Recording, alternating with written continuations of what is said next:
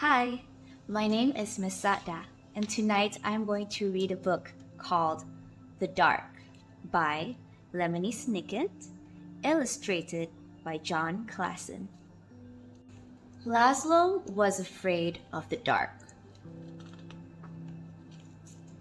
The dark lived in the same house as Laszlo, a big place with a creaky roof, smooth, cold windows, and several flights of stairs. Sometimes the dark hid in the cupboard. Sometimes it sat behind the shower curtain. But mostly it spent its time in the basement. All day long, the dark would wait in a distant corner, far from the squeaks and rattles of the washing machine, pressed up against some old damp boxes and a chest of drawers nobody ever opened. At night, of course, the dark went out and spread itself against the windows and doors of Laszlo's house. But in the morning, the dark would be back in the basement where it belonged. Laszlo would peek at the dark every morning. "Hi," he would say. "Hi, dark." Laszlo thought that if he visited the dark in the dark's room, maybe the dark would not come and visit him in his room. But one night, it did. "Laszlo," the dark said, in the dark. The voice of the dark was as creaky as the roof of the house and as smooth and cold as the windows.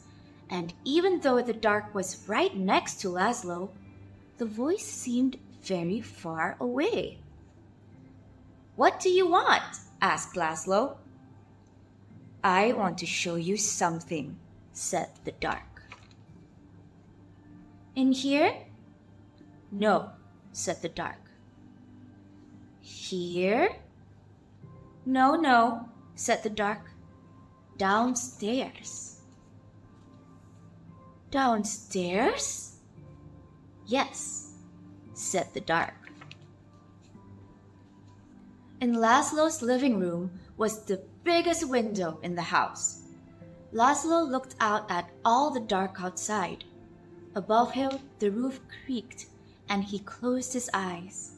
Now, the dark was all Laszlo could see. No, said the dark again. "Not there. Down here." "In the basement?" asked Laszlo. "Yes," said the dark.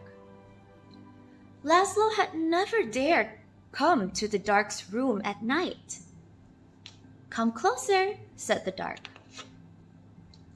Laszlo came closer. "Even closer," said the dark. "You might be afraid of the dark, but the dark is not afraid of you. That's why the dark is always close by. The dark peeks round the corner and waits behind the door, and you can see the dark up in the sky almost every night, gazing down at you as you gaze up at the stars. Without a creaky roof, the rain would fall on your bed, and without a smooth, cold window, you could never see outside, and without a flight of stairs, you could never go into the basement, where the dark spends its time. Without a cupboard, you would have nowhere to put your shoes, and without a shower curtain, you would splash water all over the bathroom, and without the dark, everything would be light, and you would never know if you needed a light bulb." "Bottom drawer," said the dark. "What?" "Bottom drawer," said the dark. "Open the bottom drawer." "Thank you," said Laszlo. "You're welcome," said the dark. By the time Laszlo got back into bed, the dark was no longer in his room. except when he closed his eyes to go to sleep. The next morning, Laszlo visited the dark in the basement. "Hi," he said. "Hi, Dark."